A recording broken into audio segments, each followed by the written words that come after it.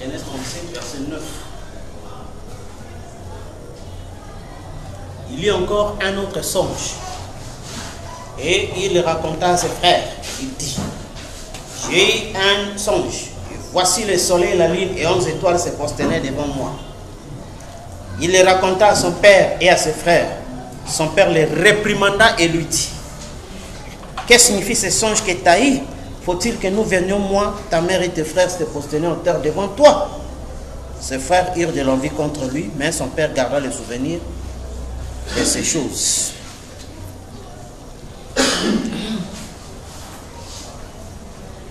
Adoption 5e partie. Au paragraphe 21.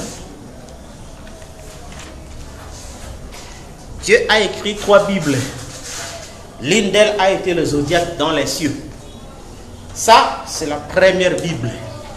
L'homme devait lever les yeux pour se rendre compte que Dieu vient d'en haut. Suivez le zodiaque. L'avez-vous déjà étudié? Il précise même chaque âge, jusqu'à l'âge du cancer même. Il donne le commencement, la naissance de Christ. Quel est le premier signe du zodiaque? La Vierge. Quel est le dernier signe? Le lion. La première venue et la seconde venue de Christ. Tout ça, c'est écrit là. Alors, nous avons vu le zodiaque déjà, par rapport à la Genèse, par rapport aux enfants d'Israël et par rapport aux âges, n'est-ce pas? Alors, nous sommes arrivés pour étudier le mystère, donc, de l'opposition et de la rotation terrestre.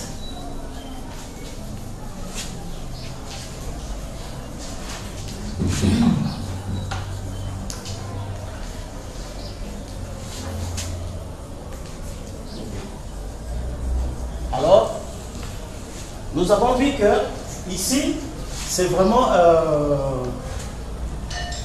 comme nous avons vu, la vraie mathématique, où on a voulu étudier l'opposition, même en mathématiques simples, on dit deux angles sont opposés si leur différence est de 180 degrés, n'est-ce pas? Oui. En mathématiques. Et n'oublie pas dans l'application, le temps de l'union est sans signe. Frère Branham dit, voici le moment où et la science et la parole peuvent marcher ensemble. Et cela n'était pas possible dans les temps passés, n'est-ce pas? Et c'est même ici, même les mathématiciens peuvent se retrouver, parce que nous justifions le pourquoi de la mathématique. Quand vous avez lu dans les rendre service à Dieu en dehors de sa volonté, Frère Branham dit, au jour de la voix du 7e ange, les mystères de Dieu seront accomplis. Frère Branham dit, les mystères de Dieu par les années de préparation.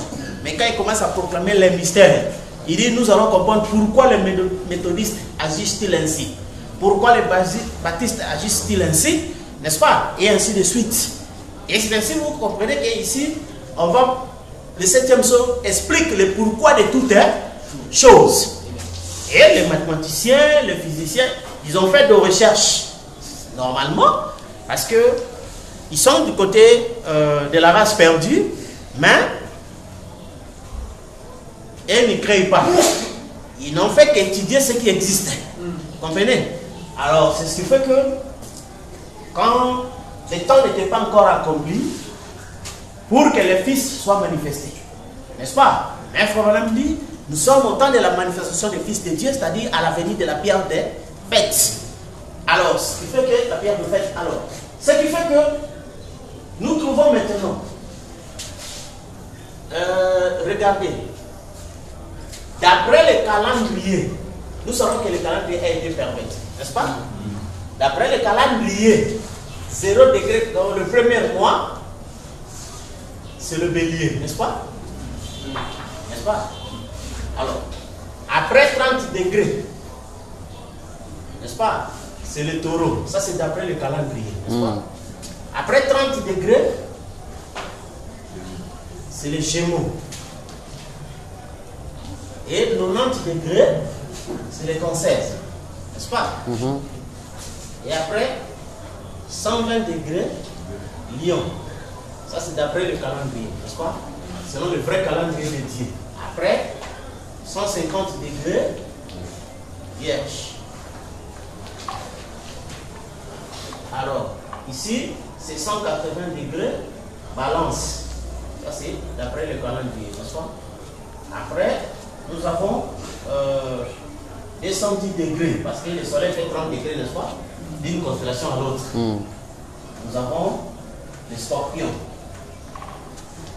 Après 240 degrés, nous avons le sagittaire, n'est-ce pas? Et ici, c'est 270 degrés, c'est le capricorne. Et après cela, nous avons 300 degrés, n'est-ce pas? C'est le Verseau, d'après les calendriers, n'est-ce pas? Et après, nous avons 330 degrés, c'est les poissons. Et on retrouve le nouveau 360 degrés, n'est-ce pas? Or, nous avons dit que les deux angles sont opposés, n'est-ce pas? Si la différence est de 180 degrés. C'est pourquoi nous avons dit que l'Est est opposé à l'Ouest, n'est-ce pas? 0 est opposé à 180 degrés. Alors, remarquez que, comme même dans le plan de la rédemption, on a considéré la Vierge comme le premier signe, n'est-ce pas? C'était Marie, n'est-ce pas? Ça, c'est dans le Nouveau Testament, n'est-ce pas?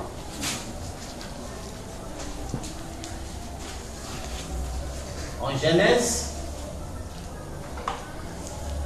nous trouvons c'est la femme, n'est-ce pas? Le signe de la Vierge. Alors,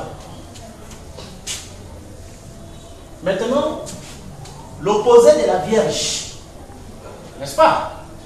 L'opposé, le signe opposé de la Vierge, nous avons vu, quand vous comparez Vierge par rapport au poisson, c'est 330 moins 50 égale à 180 degrés. Donc l'opposé de la Vierge, c'est le signe du poisson.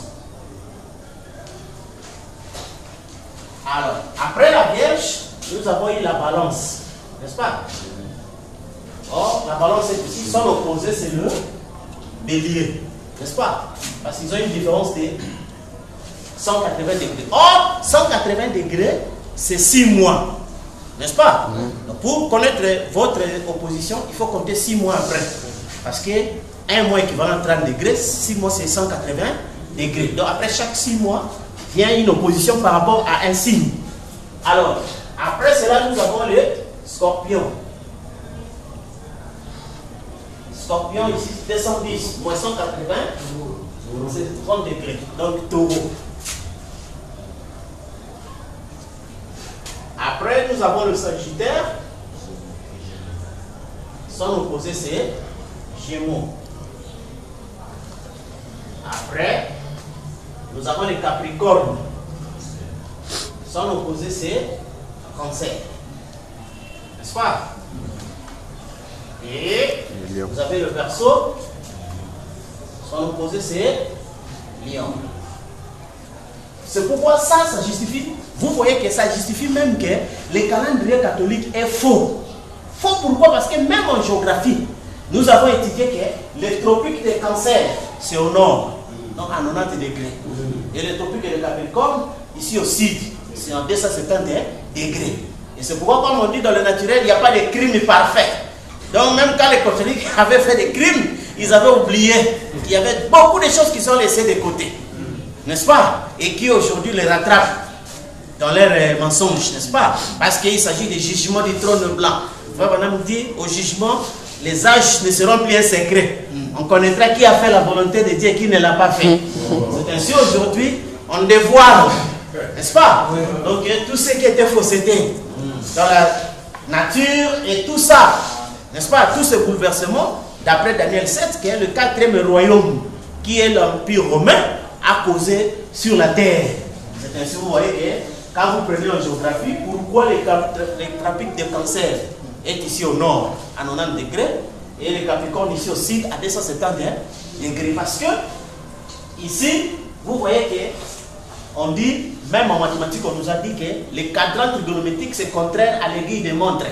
N'est-ce pas? Parce que l'aiguille des montres fait ça. Mais les cadrans trigonométriques fait ça. C'est pourquoi nous retrouvons les tropiques des Cancer et les tropiques des Capricornes. C'est ainsi que vous comprenez que le catholicisme, c'était vraiment donc cette séduction qui a voulu emballer le monde entier. Mais tous ces secrets et mystères doivent être dévoilés afin que tous ceux qui sont écrits dans les livres des sceaux ne puissent pas être séduits. N'est-ce pas? Et ceux qui ne sont pas écrits dans les livres des sceaux, donc ils sont embarqués dans la séduction. Alors, par rapport aux âges, qu'est-ce que Frère Branham nous a dit? L'écriture du messager Frère Branham prenait l'écriture qui dit lorsque les diables, n'est-ce pas, s'élèvent comme un fleuve, Dieu élève son esprit comme un étendard. N'est-ce pas? Et c'est pourquoi le 7 âge de l'église, ce n'était pas quelque chose de blague. Vous comprenez? On dit les 7 étoiles dans sa main droite. Frère Branham dit, ils sont associés à sa puissance. Et quand Frère Branham disait aux gens, parce que souvenez-vous, à l'ouverture des sceaux, Frère Branham dit, nous parlons de ce qui s'est passé. Amen. Comment Dieu a fait. Vous comprenez? Et ce qui fait que les messagers aujourd'hui, vous voyez la difficulté que les gens ont. C'est quand Frère Branham nous a dit qu'il attendait à ce que nous soyons assez spirituels pour séparer le désœuvré. Il savait de quoi il parlait. Et quand les gens n'ont pas séparé le désœuvré, ils veulent continuer avec l'œuvre que Branham avait commencé. Vous allez voir qu'ils sont en dehors de sa volonté. C'est-à-dire en dehors de son plan. Parce qu'il y a un plan. Et Frère Branham pose la question, avez-vous étudié les zodiaques? Il précise même chaque âge. Et la question qui a été posée à Job, fait-il paraître en leur temps les signes du zodiaque? Vous comprenez? Chaque signe paraît en son temps. Or, même Zacharie a dit, voici un homme dans le nom germe, et dit, et les hommes serviront de signes. Vous comprenez? Ce sont des hommes qui servent des signes du temps. Et tous ces signes-là sont conformes aux signes du zodiaque. C'est là ce que nous avons lu dans la question poste numéro 3, où Frère Branham dit, quand chaque mère prononçait les mots sous la douleur d'enfantement, chaque mère d'enfant d'Israël, quand Jacob bénissait chaque patriarche, cela les plaçait pour l'éternité. Et Frère dit, cela a quelque chose à voir avec vous. Vous comprenez? Et quand les gens lisent le zodiaque, nous devons leur poser la question, maintenant, montrez-nous les rapports entre les douleurs d'enfantement, entre les bénédictions de Jacob et nous. Comprenez? Parce qu'il ne suffit pas de dire c'est faux. Il suffit de donner ce qui est vrai. Vous ne donnez rien. N'est-ce pas? Oui. Comme un jour, quand Frère Branham était au Mexique, les catholiques sont allés voir un général de là pour empêcher que Frère Branham ne puisse pas prêcher. Il dit pourquoi? Il dit non, parce que les gens ici n'ont pas beaucoup de connaissances, il va les séduire. Le général dit, mais vous avez fait plusieurs années avec ces gens ici. Comment ils n'ont toujours pas la connaissance? Et cette personne va les séduire en un jour. Il dit non, laisse-le, il doit parler. Vous comprenez? Et c'est ça ce qui fait qu'on est resté ici pendant des dizaines d'années. Il y a ces sujets dont les gens ne touchent même pas. Mais ils sont toujours à la défensive. C'est faux, mais qu'est-ce qui est vrai? Vous comprenez? Il ne donne pas ça. Vous comprenez? Là, il joue en défense. Or, nous savons même dans le naturel, quand une équipe joue trop en défense, il va encaisser des pénalités. Il y a des pénalités indiscutables. Incontestables. Un pasteur, une fois, quand il parlait trop, j'ai dit, bon, je vais te poser des questions, réponds-moi. Entre l'enlèvement et la nuée, qu'est-ce qui vient avant? J'ai posé beaucoup de questions. Et puis il répond, oh, mais c'est facile. Oh, la nuée vient avant. J'ai dit, touche. Même son propre public va crier tout. Et je lui ai donné, lisez le 10 vierges. Il y aura d'abord et ensuite le retour de Jésus. Amen. Vous comprenez? Oui. Parce qu'ils jouent à la défensive. Ils ne savent pas attaquer. Vous comprenez? Ils ont peur. N'est-ce pas? Mais nous, on n'a jamais eu peur. Oui, monsieur. D'attaquer des doctrines qui paraissent tellement compliquées, parce que ce n'est pas à cause de notre faculté intellectuelle, mais c'est la prédestination qui fait que notre sémence, n'est-ce pas, est prédestinée pour comprendre ces choses-là. C'est pourquoi vous avez vu que nous avons compris le plan de la rédemption. Et cela ne pouvait pas se limiter dans le papier, nous devions aussi comprendre ces mêmes plans dans les zodiaques. Parce que ce sont les mêmes, toutes ces Bibles-là sont les mêmes. Vous comprenez? Et parlent de même chose. Alors, c'est ainsi remarqué que ici, le messager, quand il vient, frère, n'est-ce pas? C'est le messager qui a le combat du jour. Oui. Quand Frère Branham disait que Jésus-Christ est le capitaine de l'équipe, et le général en chef, n'est-ce pas? Et il nomme un commandant de troupes, et il lui donne le plan. N'est-ce pas, frère? Amen. Et qu'est-ce que nous avons dit dans le premier saut? En voici les plans. Il y a l'annonce aux cieux. Quand il y a l'annonce aux cieux, personne sur la terre ne connaît ça. Ah oui. C'est-à-dire c'est le plan du général en chef. Et il dit, un messager saisit le mystère, un ange, un seul homme. N'est-ce pas? C'est le capitaine en chef. Il prend les plans auprès du général.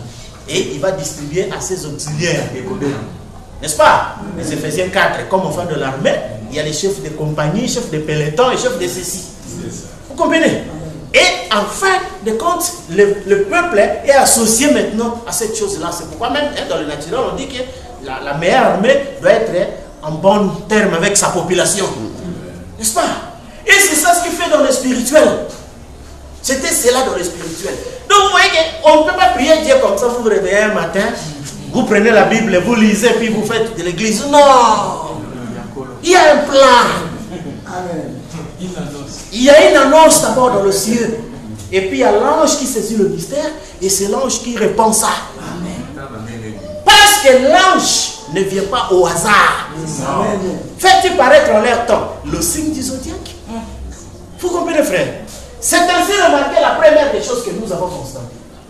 Que quand la Vierge Marie est venue ici, dans cet âge, il y avait un mystère. Quel a été le mystère ici? C'est une femme portant l'enfant. N'est-ce pas? Mais c'était un enfant mystère. C'était pas un enfant ordinaire. La femme portant l'enfant. N'est-ce pas?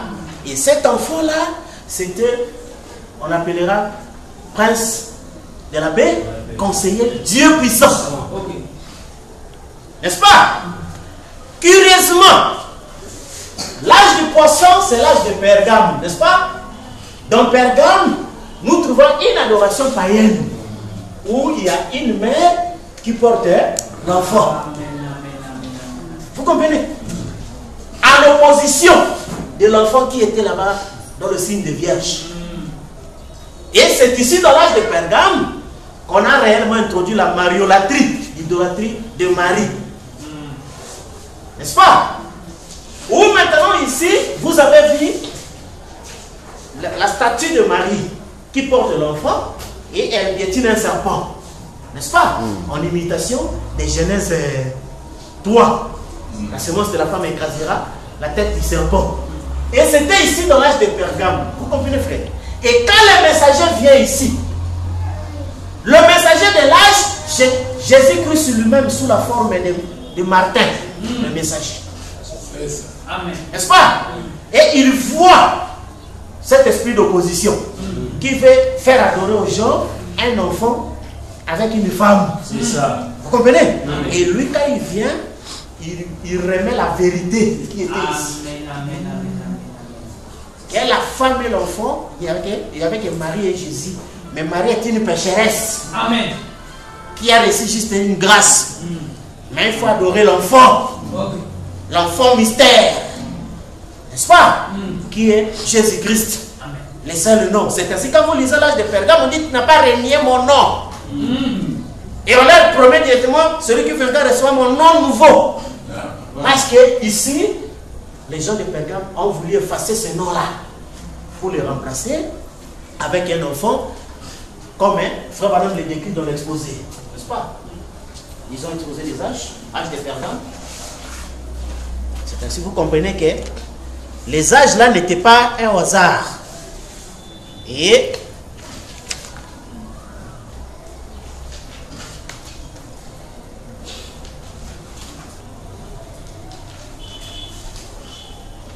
bon, prenons à la page d'abord.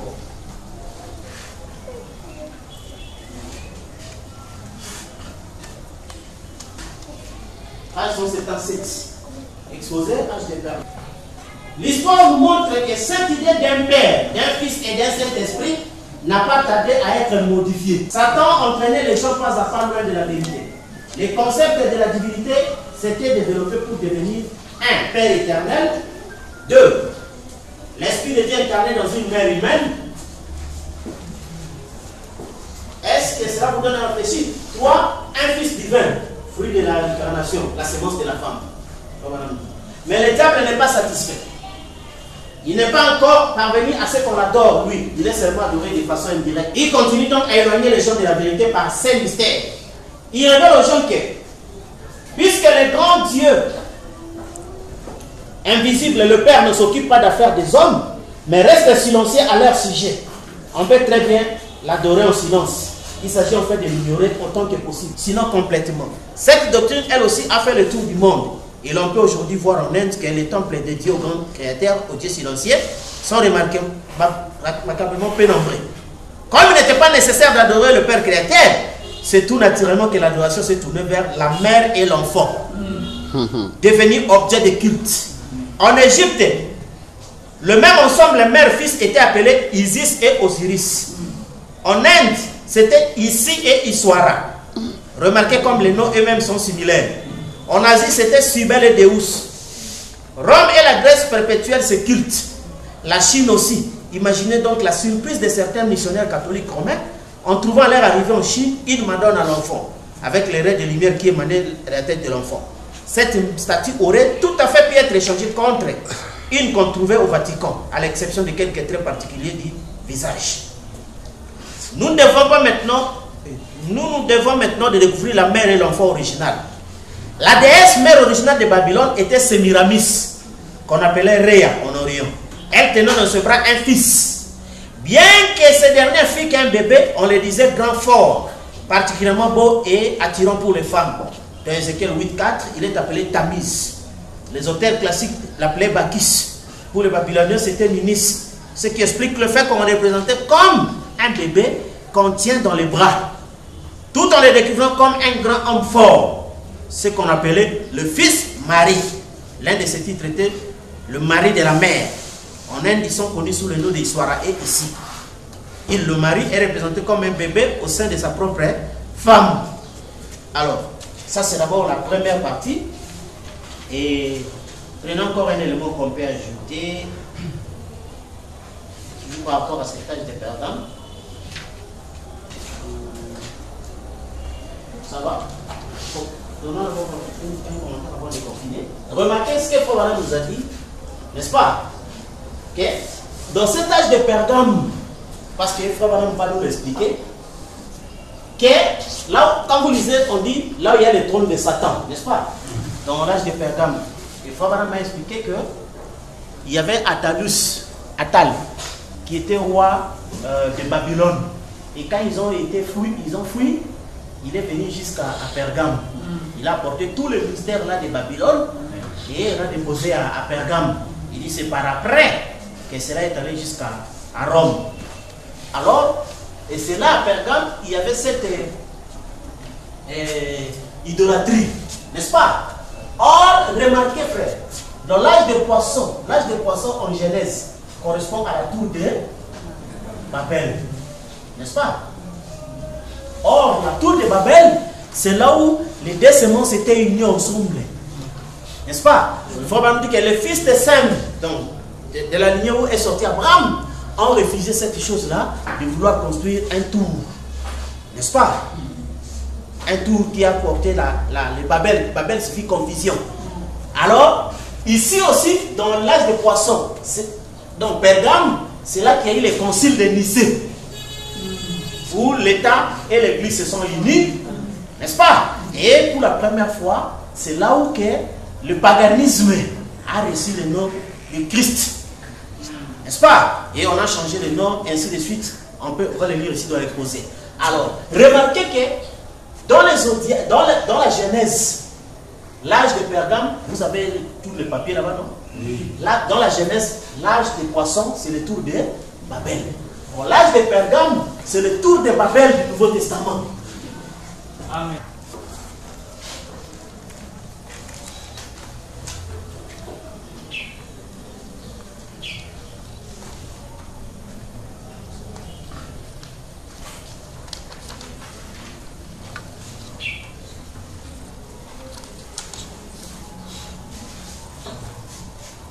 Commençant en 183, pardon, à la fin, et puis 184.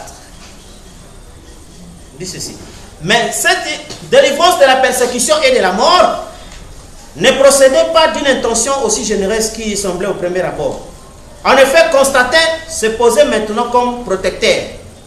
Dans cette position de protecteur, son intérêt dépassait quelque peu celui d'un simple observateur, car il avait décidé que l'Église avait besoin qu'il l'aide dans ses affaires. Il avait constaté qu'il y régnait des désaccords dans plusieurs points. Dont l'un était la doctrine d'Arius, évêque d'Alexandrie, qui enseignait à ses disciples que Jésus n'était pas réellement Dieu, mais plutôt un être inférieur, puisque créé par Dieu. L'Église occidentale défendait le point de vue opposé en croyant que Jésus était l'essence même de Dieu. Et comme elle le disait, à l'égal du Père. Devant de telles questions et devant l'introduction de ces cultes de cérémonies païens, l'empereur convoqua le concile de Nicée en 325, dans l'intention de rassembler tous les groupes pour qu'ils puissent aplanir leurs différends, trouver un point d'entente et tout s'unir. N'est-il pas remarquable? Bien que ce mouvement ait commencé sous Constantin, il n'ait pas dépéri, mais ils sont encore bien vivants aujourd'hui dans les conseils œcuméniques des églises. D'ailleurs, si Constantin n'est plus entièrement réaliser cette unité, le mouvement œcuménique y parviendra à notre époque.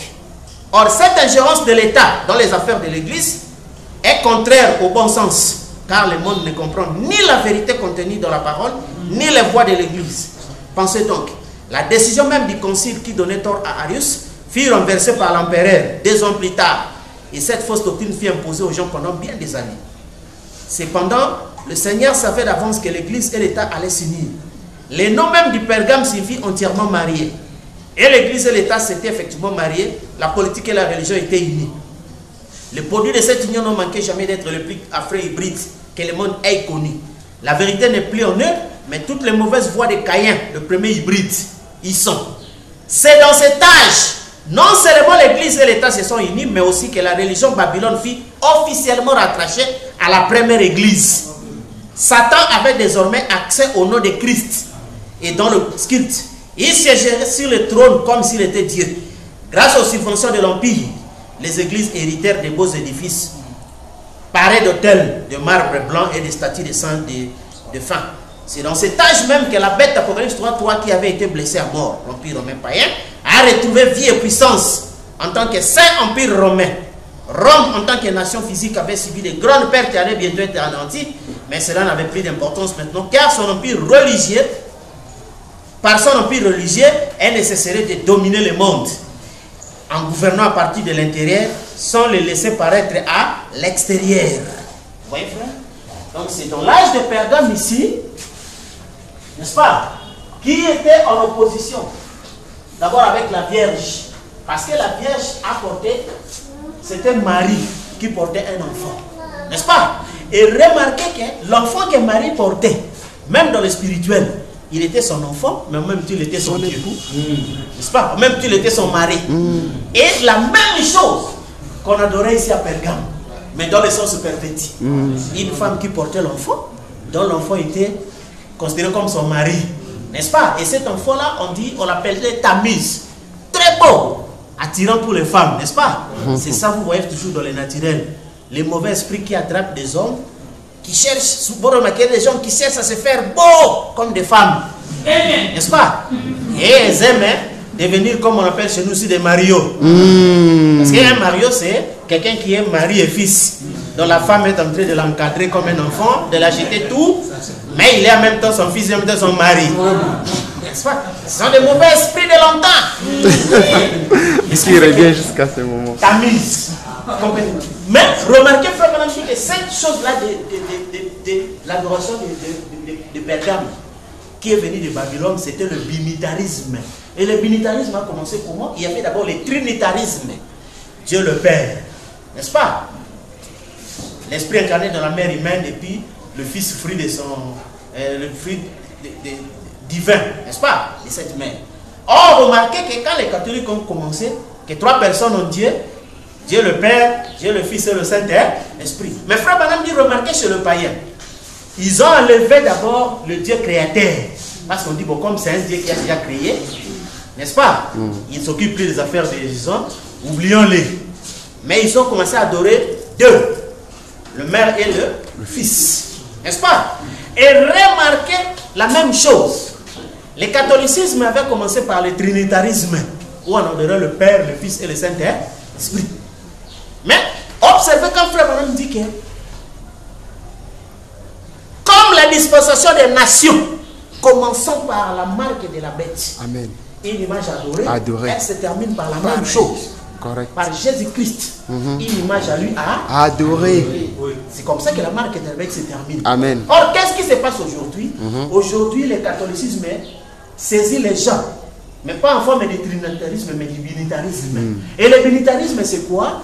Tout le monde croit qu'il y a un Dieu qui est en eux. C'est le Saint-Esprit. Oui. Mais il y a Dieu le Fils, dont le corps est assis à droite. C'est ça, les gens disent que Jésus n'est pas encore venu. Quand vous demandez, il est en nous, en tant que Saint-Esprit, mais son corps est quelque part. Le corps là qui est Dieu. Et il va venir. C'est ça le binitarisme. Le binitarisme. C'est ça la marque de la bête. Correct. Et les autres ont cette forme-là. Qui disent que non, c'est Kimbam.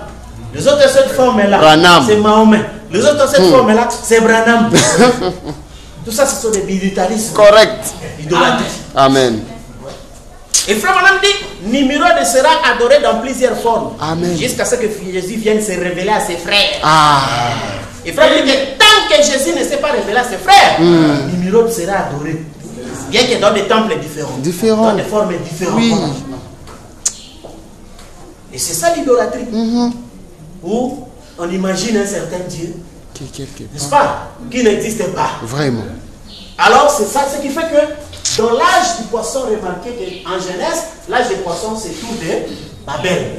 N'est-ce pas? Or la tour de Babel, c'est là il y avait la confusion. Mais les enfants d'Abraham se sont séparés. Ici aussi dans l'âge de Pergame, c'est là qu'il y avait la confusion.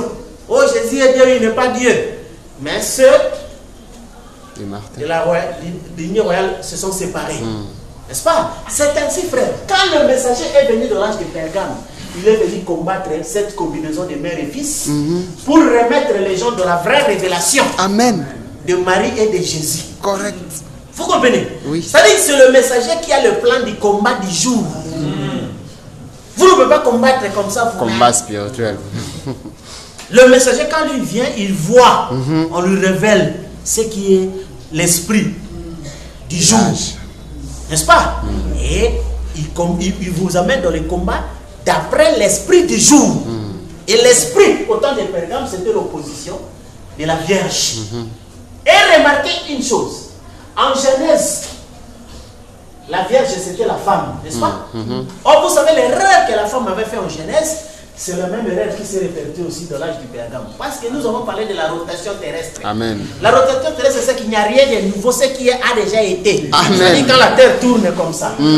La même chose qui s'est fait ici, se retrouve ici. Mais dans le sens opposé. La même chose qui était passée ici, se retrouve ici. Mais dans le sens opposé.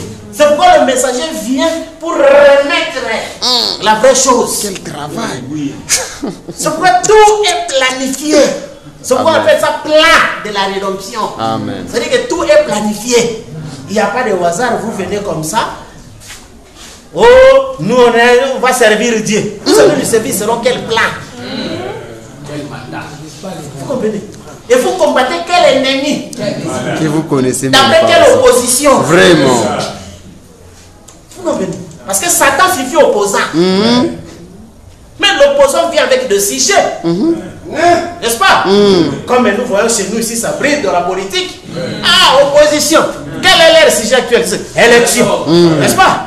Donc, vous n'avez pas, oh non, moi je suis opposition, je viens. Conférence nationale. Oh, Dédi, ça s'est dit passé. N'est-ce pas? Donc, il dit, les opposants. Et ceux qui sont au pouvoir est aussi élite. Parce que souvenez-vous, nous ne sommes pas dans ces histoires-là. Vous comprenez? Parce qu'Abraham voyait Sodome comment il était en train de brûler. Et nous sommes là, nous regardons comment les gens là sont en train de brûler. Vous comprenez? Parce que nous savons que ce sont des animaux qui n'ont pas le plan de la rédemption. Parce que Frère dit qu'un véritable illettré, c'est celui qui renie la parole. Amen. Que ce soit pouvoir ou opposition, tous ne croient pas. Ils sont des illettrés parce qu'ils n'ont pas lu le livre de Daniel. Pour comprendre que c'est déjà 6000 ans sur la terre. Vraiment. La terre est inspirée. Et bientôt tout va exploser. Vous comprenez? Total. C'est ce qui fait que ici l'opposition c'est ça. Et vous remarquerez que le signe de la Vierge, n'est-ce pas, qui est en opposition avec les poissons. Et vous remarquez, l'âge de la Vierge dans Genèse, c'était la femme. Mais le rêve que la femme a fait, elle a été faite femme pour recevoir une seule sémence. N'est-ce pas? Mais quand elle a reçu la parole du diable, on dit elle est devenue Ève, la mère de tous les êtres vivants. Vous comprenez? Et dans l'âge de Pergame, c'est là aussi, frère Madame m'a dit, l'Église a commis quelque chose d'atroce où on a humanisé les salis. Dans les salis est devenu humain. Vous voyez que les salis n'étaient plus dans l'élection, mais dans l'humain. C'est-à-dire, on laissait entrer tout le monde à l'église. Or, Jésus avait dit, et toi, t'es la porte. Spacieux, le chemin qui mène à la perdition. Or, au temps des apôtres, n'est-ce pas? L'église, ce n'est pas n'importe qui venait. On dit Dieu a ajouté. Et le peuple restait loin d'eux. N'est-ce pas? Mais c'est l'esprit catholique. L'esprit catholique a humanisé les salis. C'est-à-dire attacher les salis par rapport à l'humain. C'est ça le catholicisme humain. Parce que l'humain n'a rien à voir avec les salis. Amen. Parce que l'humain c'est un perdu. Pour commencer. Vous comprenez? Et là-bas, à l'âge de Pergame, ils ont humanisé les salis. Et remarquez comment ça concorde, parce que les rêves que la femme avait fait, elle était faite pour recevoir une seule sémence. N'est-ce pas? Mais elle est devenue mère de tous les êtres vivants. Vous voyez? Et c'est ça les rêves. C'est ça l'hybridation. Oh! Ève devait être le seulement. Elle devait recevoir seulement la création. N'est-ce pas? Mais remarquez, la femme est devenue celle qui reçoit la procréation. Et la procréation aboutit à la mort. Vous comprenez? C'est ainsi que quand nous allons arriver à la fin, on dit voici ce que dit l'auteur de la création. Cette création n'a rien à voir avec l'ancienne création remodelée. N'est-ce pas? Mais c'est une autre création. Alors c'est ainsi que vous remarquez que ici dans l'âge de Pergame, donc là on parle de ce qu'on a humanisé les salis. N'est-ce pas? Et cette fait-là d'humaniser les salis, vous savez que c'est ça le catholicisme.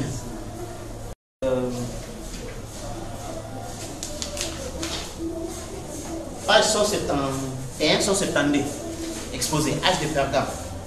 Donc, acte 3:16, quand on a demandé à Pierre comment s'était produit le puissant miracle de l'infirme à la porte s'appelait la Belle, voici comment il a expliqué. Par la foi en son nom, celui de Jésus, a raffermi cet homme qui était infirme, que vous voyez, que vous connaissez, et la foi qui est par de lui, Jésus, a donné à celui-ci entière disposition à tous ses membres, en la présence de vous tous. Vous voyez, c'est cela. C'est le nom de Jésus et la foi de Jésus qui ont produit le miracle. Pierre ne prétendait pas que c'était sa propre foi humaine. Pas plus qu'il ne prétendait que c'était son propre nom. Il a dit le nom de Jésus. Il utilisait dans la foi qui vient de Jésus. Avait accompli cette œuvre glorieuse. C'est de cette foi-là que parlait le Seigneur dans l'Apocalypse 2:13. C'était sa foi à lui, ce n'était pas la foi en lui. Mais c'était sa propre foi à lui qu'il avait donnée aux croyants. Romains 12:3, selon la mesure de foi que Dieu a départi à chacun. Ces chacun, ce sont les frères. Éphésiens 2:8. C'est par la grâce que vous êtes sauvés par le moyen de la foi. Et c'est là, la foi ne vient pas de vous, c'est le don de Dieu. Amen. Vous comprenez, frère? Parce que nous avons vu cette chose-là, et la foi en Dieu et la foi de Dieu. N'est-ce pas? La foi en Dieu, quelqu'un peut imiter avoir foi en Dieu et produire des effets. Mais dans le super sens, frère Madame dit, la foi c'est une partie de Dieu dans l'homme. Pour faire voir à l'homme ce que Dieu a dit. Et c'est ce que Paul a dit dans Éphésiens 2:18. Et cette foi ne vient pas de vous, mais c'est un don de Dieu. Nous avons parlé des dons parce que pourquoi? Quand moi, en tant qu'humain, mon père et ma mère m'ont mis au monde, ils n'avaient rien fait. Mais cette partie de Dieu qui vient suivre votre corps ne dépend pas de vous. Amen. Vous comprenez, c'est un don. Et quand Jésus dit, quand le Fils de l'homme viendra, trouvera-t-il la foi sur la terre? C'est-à-dire, trouvera-t-il des parties de lui sur la terre? En termes clairs. Et la croyance ici, ce n'est pas une croyance qui vient de vous. C'est un don. Cette capacité de croire et de comprendre clairement et entièrement. Complètement. Ça ne dépend pas de l'humain. Amen. C'est les dons de Dieu. Dans les dons de comprendre. C'est ça le meilleur des dons. Vous comprenez? La preuve finale. Il est aussi dit dans Jacques 2:1, mes frères, remarquez lui aussi, il s'adresse aux frères. Frère, voilà, mais insiste, il s'adresse aux frères. N'ayez pas foi des, pas en. N'ayez pas la foi des, pas en. Notre Seigneur Jésus-Christ en faisant exception de personnes. Dans cet âge de Pergame, où les hommes humanisaient les salis, s'étant détournés de la vérité selon laquelle le salut vient de l'Éternel. Vous comprenez? Ayant rejeté la doctrine de l'élection et ouvert tout grand la porte de leur église et de leur communion fraternelle à quiconque voulait bien accepter leur doctrine. Quoi qu'on dise la parole. Dans cet âge qui s'est dégradé rapidement, il y avait encore le petit nombre de ceux qui avaient la mesure de cette foi de notre Seigneur Jésus-Christ et qui ne se bornaient pas à utiliser cette foi dans des actes de puissance, mais qui s'opposaient également à ceux qui osaient se dire sauvés par le seul fait d'adhérer à une église. Il savait que personne ne pouvait vraiment croire jusqu'à recevoir la vie éternelle et la justice de Dieu sans avoir la mesure de foi qui vient du Seigneur. Jésus lui-même dit, Jésus lui-même, le problème de l'église aujourd'hui, cette foule de croyants cérébraux qui admettent la naissance virginale, les 100 versets, qui admettent qu'il faut aller à l'église et prendre la communion et qui ne sont pas du tout nés de nouveau, est un problème qui touchait déjà ce troisième âge. La foi humaine ne suffisait pas à l'époque, elle ne suffit pas maintenant. Amen.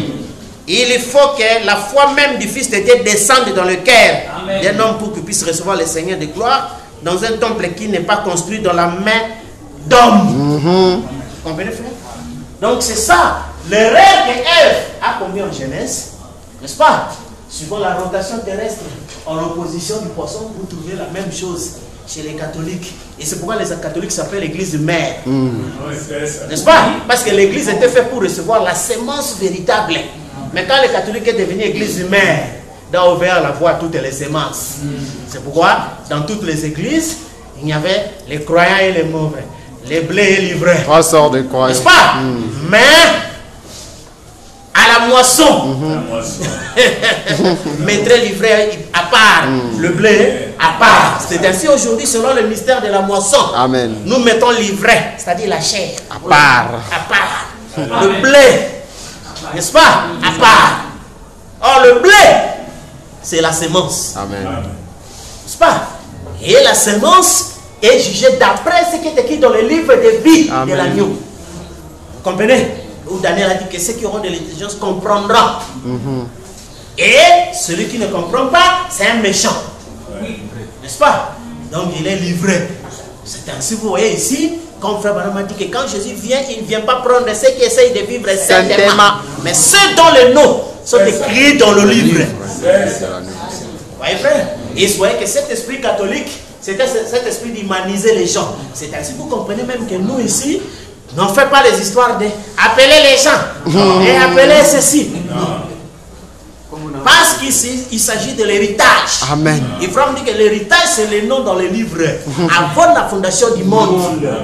Donc ce n'est pas par l'amitié familiale ou parce que c'est mon enfant, ou rien. Ça n'a rien à voir.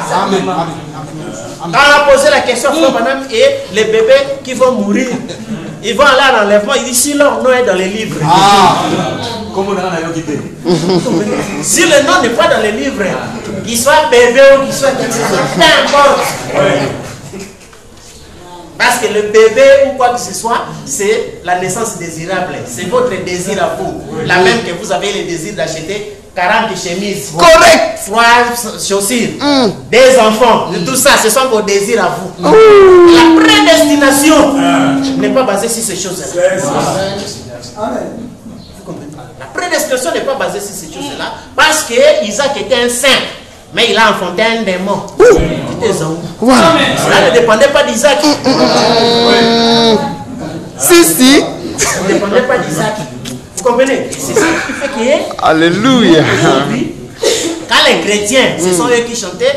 Bon, je connais en qui j'écris, il va garder tout ce que je lui ai donné jusqu'au jour de son retour. Parce qu'au jour de son retour, il ne prend pas tout ça. Non. Il prend le sien. C'est pourquoi même dans le sens spirituel, on a dit, dès dans un lit, l'un prit, l'autre est laissé. Pris, l'autre est laissé. Frère Branham dit, cela signifie l'un sur la partie éclairée, l'autre sur la partie obscure. Nous savons que c'est la chair. Ce qui fait que, si le plan individuel, c'est ça. La chair est dans la partie obscure, c'est-à-dire le système terrestre, parce qu'il vit dans l'éducation, dans les services, dans les taux du jour, et ainsi de suite. Ça, c'est vraiment le ténèbre. Correct. Parce que c'est le tourment. Les Minerval, les beaux-frères, les réunions de famille, c'est vraiment du ténèbre. Amen. L'autre, c'est la partie éclairée. Rien que le mystère. Oui, on connaît rien que le soleil. Correct. Le mystère. C'est ce qui veut dire. Donc, ils sont séparés. Amen. Vous voyez. Alors, c'est ce qui fait que c'était ça, le poisson. Donc, l'opposé de la Vierge. Alors, quand le messager est venu ici, frère, le messager voit cette chose qui était ici. On l'a amené ici, mais dans une forme pervertie. Donc on présente aux gens une femme et un enfant, mais ce n'est pas la femme choisie par Dieu. Amen. Ni l'enfant choisi par Dieu. Vous comprenez? Et on a essayé d'humaniser les salis. Ça devient quelque chose d'humain. C'est pourquoi nous ne croyons pas ces choses-là. C'est pourquoi vous voyez que comme famille, nous ne savons pas d'attirer les gens par des déjeuners sur l'herbe. Ou pardon, faire des stratégies pour que les gens viennent nombreux. Nous. On a besoin d'aucun humain. On a besoin d'aucun humain. Parce qu'ici c'est la moisson. La moisson, on n'a plus besoin de terre. Non. On a besoin de la sémence. Vous comprenez? Parce que les terres, c'est la lourdeur. Voilà, trop charge. On prend qu'est-ce qui est utile. Vous comprenez? Et c'est ça l'erreur qui a été faite. C'est pourquoi vous avez compris que dans le message, j'ai entendu des gens rendre des témoignages. Ah, vraiment. Au travers de notre frère grand pasteur ici, les gens croyaient auparavant que nous les branhamistes, on était des magiciens. Maintenant à travers lui, tout le monde vraiment maintenant nous comprend. Donc ils ont imaginé, humanisé c'est ça. Le message du 7e ange. Hey, yes. Or ce message-là visait même d'abord, même sa première partie c'était les affaires du Père. Consiste à démontrer que les dénominations ne sont pas siennes. Amen. Vous comprenez? Ne fais pas parler de ces affaires du Père dénominationnelles. Ce que Frère Branham nous a laissé, c'était de démontrer que tout ce qui est dénomination là n'est pas pour lui. Mais remarquez, les gens font tout maintenant pour s'unir aux dénominations. C'est ça le catholicisme humain. Humaniser les salis. Vous comprenez? Humaniser les salis. C'est ce que vous avez entendu dans les églises. Tel frère, oh! Il a donné 2 baffles à l'église. Il a acheté un piano. C'est un fils de Dieu. La même personne va avoir des difficultés. C'est un mauvais frère. C'est le catholicisme. C'est le catholicisme. Or, nous avons vu ici c'est la fête. Frère, Jésus a dit que la loi de la fête, c'est la gratuité. Gratuité, oui. N'est-ce pas? C'est les lois du travail, sont des conditions. L'ouvrier mérite son salaire. Donc quand Jésus a invité les gens pour travailler, il leur a donné des conditions. N'est-ce pas? En retour, il leur a donné aussi son salaire. C'est pourquoi les conditions c'était répentez-vous, soyez baptisés, et lui aussi vous donne comme salaire les dons du Saint-Esprit. Même si tu n'es pas élu, tu reçois les dons du Saint-Esprit. Mais ici c'est la fête. La fête, il n'y a aucune condition. Oui, monsieur. Parce que quand vous organisez votre fête, n'est-ce pas? Vous n'allez pas attendre que les gens viennent avec l'argent. Jésus a interdit ça. C'est ainsi, vous voyez qu'aujourd'hui, au jour de la fête, donc Dieu ne donne pas de conditions. Nous recevons tout gratuitement. Vous comprenez? Et remarquez que ici, on a humanisé le salut. Comme la femme avait commis l'erreur d'humaniser son corps. N'est-ce pas? Or, la naissance ne devait pas être le fruit de l'humain, mais ça devait être le fruit divin. La parole. Et c'est ça l'erreur qui a été commise. Alors c'est ainsi, ici, le messager était venu pour faire voir aux gens. Donc, le message, c'est l'élection. Ce n'est pas tout le monde qui vient ici. C'est l'élection. Vous comprenez? Et quand vous parlez de l'élection, vous allez voir que ceux qui ne sont pas concernés, donc se tiennent au loin. Vous comprenez? Ils se tiennent au loin. Et la même chose ici, on a montré que le binitarisme qui était adoré, mais le messager était là pour montrer le nom de Jésus. N'est-ce pas? Que c'était l'unique Fils de Dieu. Et ainsi de suite. Alors, c'est ainsi que nous avançons maintenant. L'âge de la balance, dans le Nouveau Testament, toujours, c'était le ministère du Fils de Dieu. N'est-ce pas? C'était le Fils unique. On dit Dieu a tant aimé le monde, il a donné son Fils unique.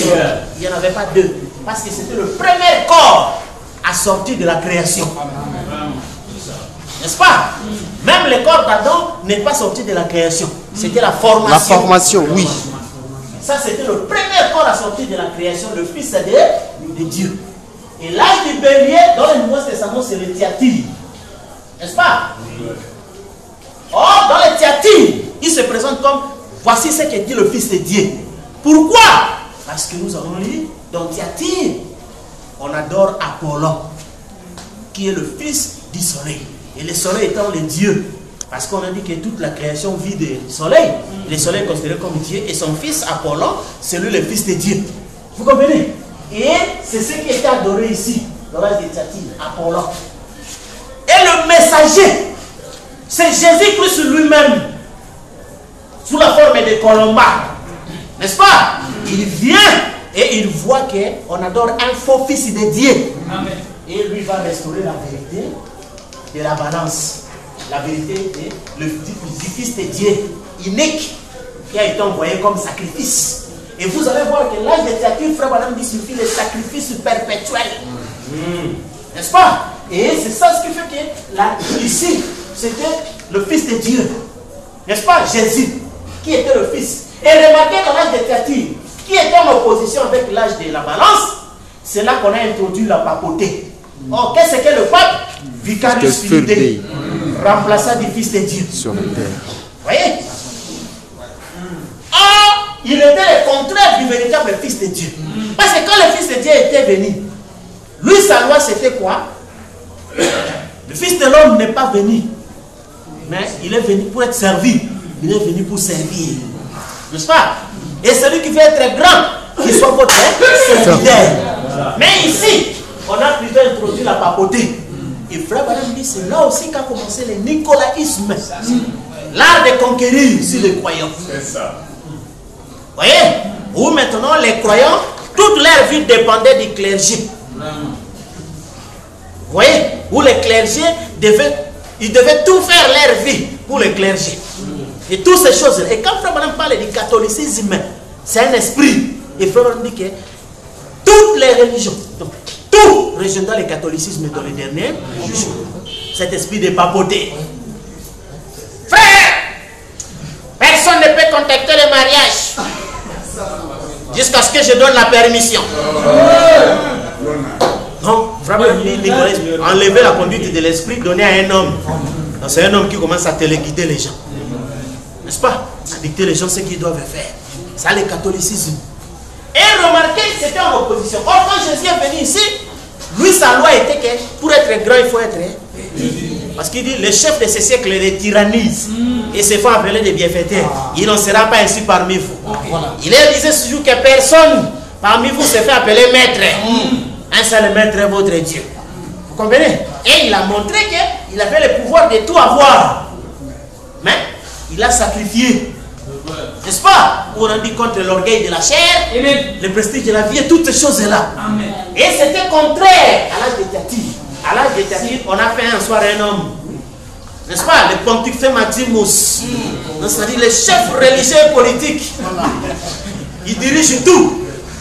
N'est-ce pas? Et il se proclame fils de Dieu. C'est pourquoi, frère, quand le messager est venu ici, ce n'était pas un homme, c'était Jésus lui-même. qu'il vient restaurer la vérité du Fils de Dieu. Car le Fils de Dieu, c'est le sacrifice véritable. Et c'est lui l'unique Fils. N'est-ce pas?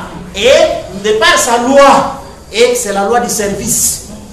N'est-ce pas? Ce n'est pas une loi de tyrannie. Alors, Papa nous dit ceci dans l'acte des Thyatire.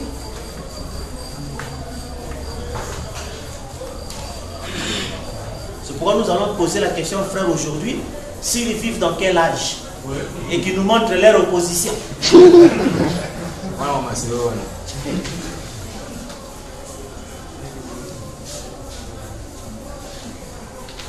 Commençons d'abord dans l'âge des Thyatire, page, donc au début des Thyatire, et puis vous prenez page 206. Donc, page du début et puis 206 d'abord. Historiquement, la cité de Thyatire était la moins remarquable de cette cité de l'Apocalypse. Il se trouvait aux confins de la Mysie et de l'Ionie. Plusieurs cours d'eau passaient à proximité, mais ils étaient tous pleins de sanctions. Sous les traits, tout ça. Si l'Esprit a choisi cette ville comme celle qui contenait déjà les éléments spirituels qui allaient caractériser le 4e âge, c'est à cause de sa religion. La religion dominante à Thyatire était le culte d'Apollon Triméné, associé au culte de l'empereur Apollon, le dieu soleil. Le second puissance après Zéus, son père, on l'appelait celui qui détourne les mal. Il gouvernait le droit religieux et l'expiation. Vous voyez l'imitation? C'est en opposition, n'est-ce pas, avec celui qui était venu pour l'expiation. Et l'expiation, et il communiquait aux hommes les connaissances de l'avenir et la volonté de son Père. Parce que ici, Jésus disait, je ne fais que la volonté de mon Père. À travers les prophéties, les oracles. Et cette Thyatire, ce rite était présidé par un prophétesse qui s'asseyait sur une chaise à 3 pieds et qui entrait en transe pour apporter ses messages. Cette religion était une emprise extraordinaire. Sa formidable puissance ne provenait pas seulement du domaine du mystère, mais provenait aussi du fait qu'on ne pouvait pas être membre de l'une des corporations qui permettait de gagner sa vie sans pratiquer le culte d'Apollon. Tous ceux qui refusaient de se joindre à ces fêtes idolâtres et à des orgies licencieuses étaient exclus de ces syndicats. Du premier siècle, pour participer à la vie sociale et commerciale, il fallait pratiquer le paganisme idolâtre. N'est-ce pas? Voyons rapidement maintenant la salutation, page 211-212. Apocalypse 2, 28. Voici ce que dit le Fils de Dieu, celui qui a les yeux comme une flamme de feu et dont les pieds sont comme des reins ardents.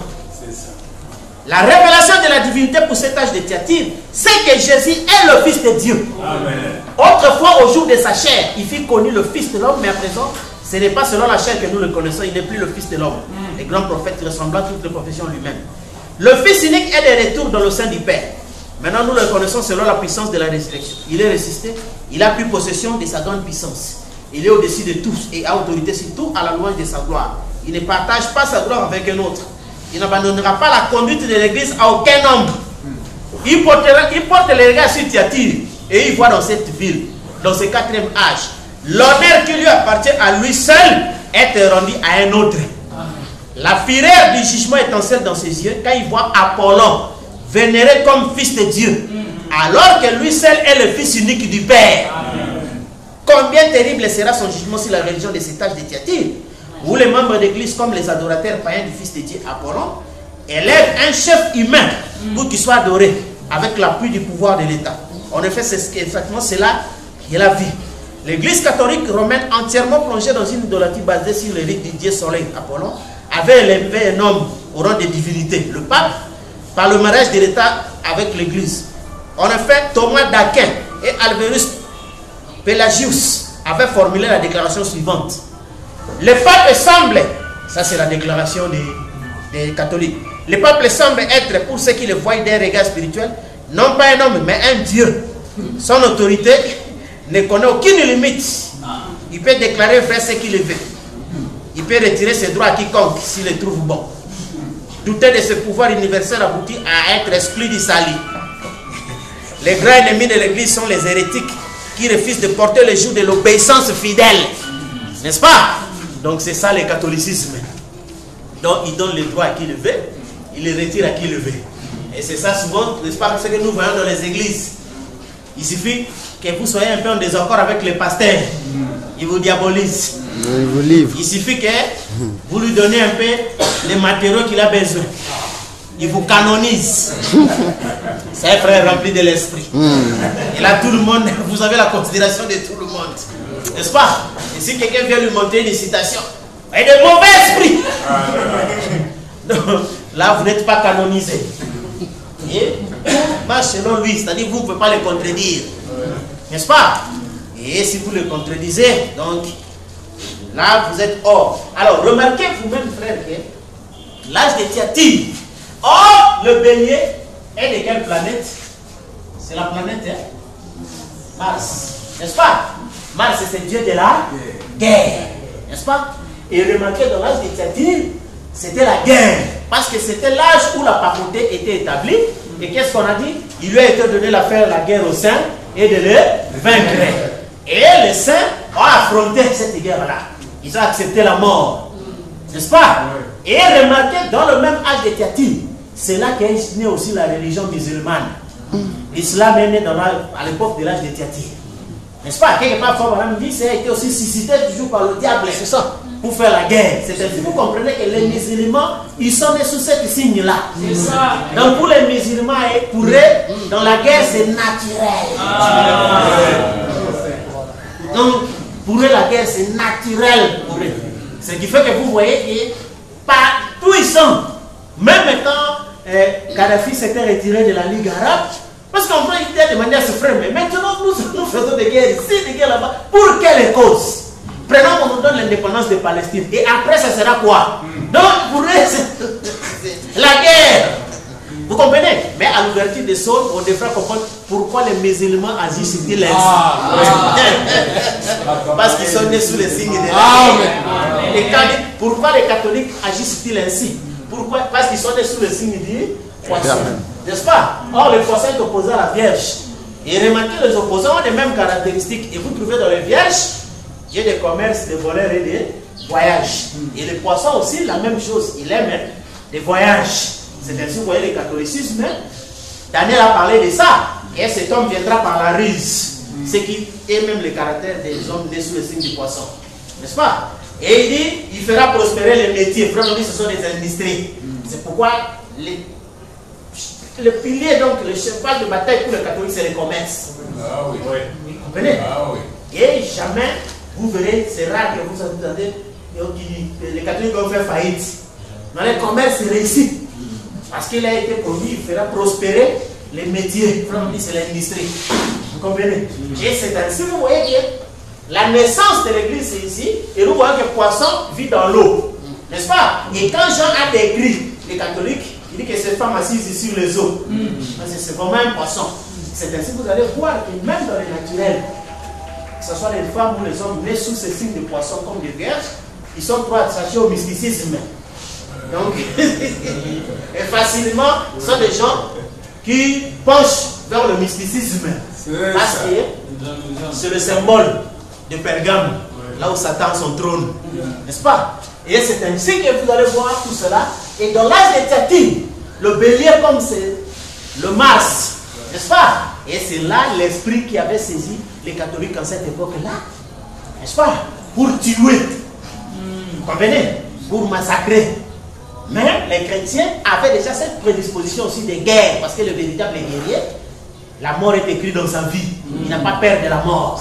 C'est pourquoi, et ici on dit, à ce temps-là, les gens mouraient avec plaisir. N'est-ce pas? Et ils mouraient en train de chanter. Et ainsi de suite. Vous voyez que nous, à notre âge, on ne peut pas faire ça. Mais ce n'est pas notre option. Oh, je vais aller provoquer là-bas, on va me tuer. Vous voyez, parce que notre temps, Frère Branham dit, à cette époque-là, c'était bien. On vous tue, vous mourrez, vous allez à la présence de Dieu.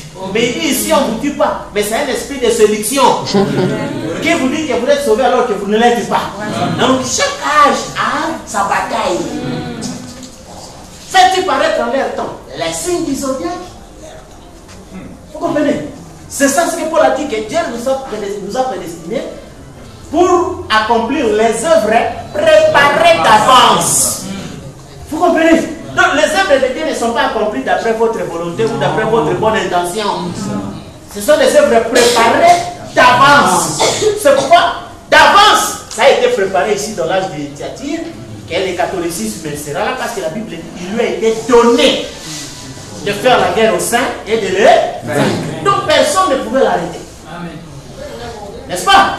De même, il a été donné aussi aux chrétiens de résister face à ces atrocités. Parce que c'était leur âge. Vous comprenez, frère? Et c'est ainsi qu'ils étaient bien préparés par rapport à cette guerre-là, comme la guerre que Jésus avait supportée ici, dans l'âge de la balance. N'est-ce pas? Et vous trouvez là-bas que le messager, quand il vient, il insiste sur la révélation du Fils de Dieu. Parce que la séduction de leur âge, c'était qu'on voulait adorer le Fils de Dieu sous la forme d'un homme saint, n'est-ce pas? Mais lui et leur litaillé, c'était que non. Il n'y a qu'un seul Fils unique, n'est-ce pas? Et c'est ce Fils unique-là qui donne la sainteté à toute l'Église. Parce que le grand démon ici, c'était Nicolaïte. Or, Nicolaïte, c'est toujours l'esprit martien, n'est-ce pas? Conquérir les laïcs. Et c'est pourquoi vous allez voir que ça concorde avec le deuxième sceau. Parce que tout cela a des rapports. Et le deuxième sceau, c'est quoi? Un cavalier au cheval roux. Il a donné aux gens l'épée pour qu'ils s'égorgeassent les uns les autres. C'était toujours le signe de Mars. N'est-ce pas? Et c'est ainsi qu'ils étaient là maintenant pour résister à cette chose-là. C'est pourquoi à chaque âge, son influence. À chaque âge, son combat. Vous comprenez, frère? Alors, c'est ce qui fait que c'était cela où vous avez vu que le signe de Thyatire, où les gens adoraient Apollon. Et Apollon, c'était le fils du soleil, le fils de Dieu. Mais le messager est venu ici pour restaurer la vérité de la balance, qui était le véritable fils de Dieu unique. C'est ça. Et lisez bien votre message. Je crois, c'est en ce temps-là, n'est-ce pas, où même le messager avait voulu être séduit, n'est-ce pas, par un homme qui avait la couronne. Il a dit que c'est moi le fils de Dieu, adore-moi. Mais il s'est rappelé des Écritures que non, le fils de Dieu sera couronné à la fin des temps. Et il lui a jeté de l'encrier, n'est-ce pas? Et remarquez que c'était ça. Donc quand les zodiacs ont été écrits, c'était vraiment la Bible. Mais gardée et réservée, comme Paul a dit, les choses que l'œil n'a point vues, l'oreille n'a pas entendu, mais ça a été réservé pour les gens que Dieu aime. Amen. Vous entendez? C'est pourquoi aujourd'hui, c'est la compréhension et la connaissance de toutes choses. Le pourquoi de toutes choses. Et un messager devait venir en opposition à un âge. Et remarquez, on lui donnait la portion de la parole pour ce combat-là. Vous comprenez? Et c'est ça ce qui fait que, quand vous voyez l'âge de Thyatire, donc c'était l'opposition de la balance. Alors, dans l'âge du scorpion, et c'est pourquoi, quand vous-même vous allez lire les âges de l'église, l'exposé, parce qu'il faut lire tout l'exposé, vous allez comprendre beaucoup de choses qu'on n'a pas le temps de tout détailler ici. Voilà. Vous comprenez? Mais quand vous comprenez l'opposition, vous allez découvrir beaucoup de choses et comprendre réellement le plan de la rédemption. Alors, les scorpions, c'était l'âge de Gethsemane. N'est-ce pas? Gethsemane est jusqu'à la mort à la croix. N'est-ce pas? C'était ça les scorpions. Parce que c'était Mars. Or, remarquez que Gethsemane s'est opposé à l'âge du taureau. Or, le taureau, c'est l'âge de Sardes. N'est-ce pas? Oui. Et a pour planète Vénus. Est de beauté et d'amour, représenté par la femme nue, n'est-ce pas? Alors, remarquez que ici en Gethsemane, c'était la guerre, parce que c'était sous le signe de Mars, n'est-ce pas? Et la bataille que Jésus a livrée à Gethsemane, n'est-ce pas? Contre tous les démons. Et lui l'a vaincu. Remarquez que quand il est en train de prier, il dit aux apôtres, mais réveillez-vous, les temps sont mauvais. Ah, les apôtres n'y arrivaient pas. Mais quand il a terminé la bataille, il dit maintenant vous pouvez dormir. N'est-ce pas? Il dit vous pouvez dormir. Et c'était que lui il a pris ses poids. N'est-ce pas? pour donner le repos aux autres. Mais remarquez, le mauvais esprit ici dans les catholiques, ils ont instauré la pénitence. Oui, ils ont dit aux gens, vous devez souffrir comme les seigneurs. Et c'est là qu'est née l'idée des chemins de la croix. Vous trouvez les gens porter la croix. Et tout ça, ils marchent sous le soleil. Et on leur a imposé. Oh! Les gens ne savaient pas. Ce n'est pas de Christ qu'il s'agissait. Mais Frère Branham montre que dans l'âge des Sardes, on adorait Vénus. Une femme nue. Une déesse là, c'était une femme nue. Et les gens devaient flageller à mort. Se flageller à mort. Pour honorer ces dieux-là. N'est-ce pas? Et remarquez, parce que cette chose-là, nous parlons par rapport aux âges, on parle tout par rapport aux individus. Et quand Frère Branham lui-même me montre dans le Seigneur, nous avons dit que non, la femme n'est pas une déesse, c'est une chair. N'est-ce pas? Parce qu'il dit que l'homme n'a pas été fait pour la femme, mais la femme est faite pour l'homme. La femme ne devient pas Dieu, elle est une chair. Vous comprenez? Et vous remarquez le même esprit où les gens, quand il s'agit d'une belle femme, n'est-ce pas? Quand il vient conquérir une belle femme, dans ça, parce qu'on dit toujours avec respect, n'est-ce pas? Vous voyez, l'homme se flagelle à mort. Oui. À cause de Vénus. La femme est nue. Vous comprenez? Et le comprenez que là, ça devient mauvais. Vous voyez quelqu'un se force. Parce que Franck dit qu'aujourd'hui, le signe de la réussite d'un homme, avoir une femme séduisante. N'est-ce pas? Et pour ce faire, vous trouvez des personnes qui se sont flagellées à mort. N'est-ce pas? Pour conquérir Vénus. Donc, cette divinité. Or, ce n'est pas cela. Vous comprenez? Mais nous voyons que la vraie chose est que la femme a été faite, n'est-ce pas, pour l'homme. Or, femme dit que cela ne signifie pas que la femme était paillasson. Un véritable homme ne prononce jamais une femme pour un paillasson, n'est-ce pas? Mais la femme n'est pas Dieu. Et c'est une chair. Amen. Vous comprenez? Et c'est ça, cet esprit qui était là, dans l'âge des saints, où les gens adoraient cette divinité nue. Alors, qu'est-ce qui va se passer?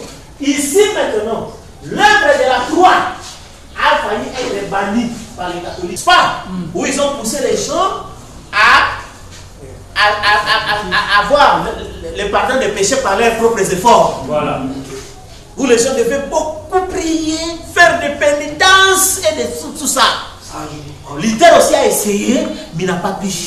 Mais Frère Branham dit la parole de juste vivant par la foi lui frappa droit au cœur. N'est-ce pas? Et il a compris que non, il faut se reposer sur l'œuvre accomplie à la croix. Il faut se confier sur la bataille que Jésus a livrée en Gethsemane. N'est-ce pas? Où il est devenu péché pour que nous devenions justice. Amen. Où il a accepté la mort nue. N'est-ce pas? Pas pour que nous venions encore adorer une nudité ici. Non.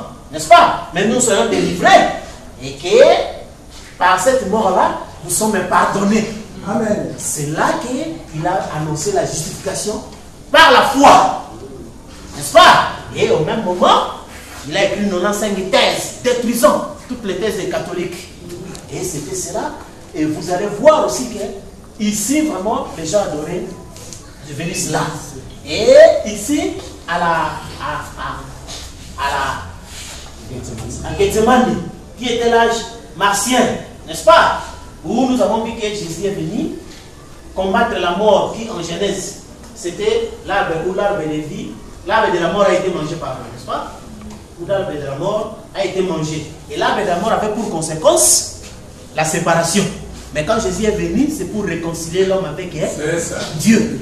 C'était le contraire de ce qui était en Genèse. Et ici, ils ont voulu détruire la réconciliation. Parce que s'il faut que l'homme cherche à créer la paix avec Dieu par ses efforts, il ne sera jamais réconcilié avec Dieu. Et la seule chose qui peut réconcilier l'homme avec Dieu, c'est le sang. Correct. Vous comprenez?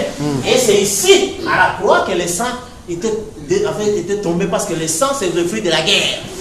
N'est-ce pas? Et c'est là qu'à la guerre, ici, le sang est tombé. Et c'est ce sang-là qui devait parler et être répandu 7 fois. N'est-ce pas? Pendant les 7 âges de l'Église. Et les catholiques ont voulu bannir le sang pour que les gens puissent s'adonner à leurs propres efforts. N'est-ce pas? Et quand on bannit le sang, et maintenant, tout devient entre les mains du prêtre. N'est-ce pas? Et c'est le prêtre qui va vous pardonner. le prêtre qui doit faire ceci pour vous et qui doit faire cela pour vous. Vous voyez, au point que nous avons vu dans des églises, l'esprit catholique dans les églises, il se disait du message. Mais les gens devaient venir se confesser devant eux. Vous leur demandez, vous avez obtenu ça où dans votre message? N'est-ce pas? Vous avez obtenu, dans la question, la restitution de l'âme et de l'épouse. Il faut même dire, la purgatoire, je crois à ça, mais ils sont à l'intérieur de quelqu'un. Quand il fait le mal, il entre à l'intérieur, il demande jusqu'à ce que le Saint-Esprit purge cette condamnation en lui. Il dit, au lieu de cela, les prêtres ont introduit le purgatoire. Vous comprenez? Or, quand Frère Branham faisait le discernement, par le discernement, c'est parce que l'homme est ignorant de certaines choses. Il discerne que non, la maladie qui est sur toi arrange telle chose. Ah, l'homme sursaute. Parce que l'homme ne savait même pas que c'est à cause de cette chose-là que la maladie est entrée. Vous comprenez? Enfin, vous n'êtes ni prophète, ni qui que ce soit, vous ne voyez aucune vision.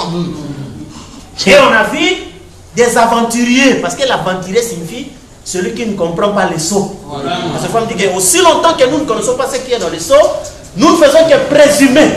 Et Frère Branham dit, d'après le dictionnaire Webster, présumer signifie s'aventurer sans aucune autorité. On a vu les gens s'aventurer, dire aux gens, venez devant, chacun va confesser les péchés depuis l'âge d'enfance jusqu'à l'âge adulte. Ça s'est passé. Mais il faut voir des choses. Des personnes adultes devront confesser leurs histoires devant les enfants. Vous imaginez? Tout ça c'est quoi? C'est ça ce qu'on appelle la perdition. Donc l'homme a perdu des repères, il ne se trouve plus, il ne sait plus là il se trouve. Et il commence à bricoler à ses propres efforts. Vous comprenez? Et c'est-à-dire qu'ils sont retournés. Lui qui disait être dans l'âge de l'adoption, il est retourné à l'âge de la justification. C'est ça. C'est ça la rétrogradation. Et puis nous on leur a fait de la blague, on dit, ah, comme on vous a dit de reprendre toutes vos conversions, alors nous vous attendons. Dès que vous terminez, venez, on va vous baptiser. Parce que vous avez repris tout à zéro, on vous rebaptise alors. Pour le pardon de vos péchés. Alors qu'aujourd'hui, nous on n'a aucun trône qui a du sang. Alors qui va pardonner vos péchés. Et c'est ça ce que vous voyez que les gens sans mandat. Amen. Il n'a aucun mandat, n'est-ce pas? Il n'est pas concerné par la rédemption. Parce qu'il faut dire que la rédemption dont nous parlons concerne uniquement les élus. Les autres peuvent agir comme ici les saints, mais ça concerne uniquement les prédestinés. Et lui, il n'est pas prédestiné. Et il s'est hasardé d'entrer. C'est pourquoi on lui a demandé, ami, comment es-tu arrivé ici? Allez, dehors. Vous comprenez? Et c'est ça ce que vous voyez, frère. L'âge ici du taureau, donc c'est l'âge des arbres. Et on va lire ça la prochaine pour continuer les autres âges ici. Et vous lirez vous-même l'exposé des âges. Parce que vous savez, Frère m'a dit que lisez ce livre, il vous répondra à beaucoup de questions dont vous vous posez. Amen. Et quand vous allez lire, et on a déjà compris l'opposition, vous allez comparer à ce qui se passe dans le Nouveau Testament, dans la Genèse et dans l'enfant d'Israël. Vous allez comprendre, et c'est ça même les caractéristiques de tout être humain. Exactement. Amen. N'est-ce pas? Ce qui s'est passé de mauvais dans l'âge de Pergame, c'est ça les mauvais caractères de l'homme poisson. Ce qui est passé de bon, ce sont les bons côtés du poisson. Tout ça c'est écrit dans l'homme. Vous comprenez? Et c'est pourquoi vous voyez que l'humain ne peut pas se sauver parce qu'il est lié à ça. Il est emprisonné par le mal dès le commencement. Vous comprenez? Mais vaincre, c'est reconnaître dans toutes ces attaques. Amen. Vous comprenez quand Frère Branham disait que mon plus grand ennemi c'est William Marion Branham. C'est pourquoi Frère Branham un jour, quand il voulait traiter les problèmes d'une sœur, il s'est approché, il dit, j'ai demandé quelle était sa date de naissance, son étoile, et j'ai compris son problème. Il dit, si je disais ça, tout le monde va imiter. Vous comprenez? Parce que chacun est né sous son étoile, sous sa naissance, sous son signe, et différent des autres. Vous comprenez, frère? Si vous comprenez que le mystère des messagers, les messagers ne venaient pas au hasard. Vous comprenez, frère? Et vous allez comprendre, quand on va la leçon prochaine, l'opposé de Frère Branham et l'opposé de la Nioué. Voilà. C'est pas le même âge. Vous comprenez? L'opposé de Frère Branham en tant que messager à la fin de l'Odyssée et l'opposé de Nioué. C'est ça. En tant que création. Vous comprenez? Voilà. Alors on est là.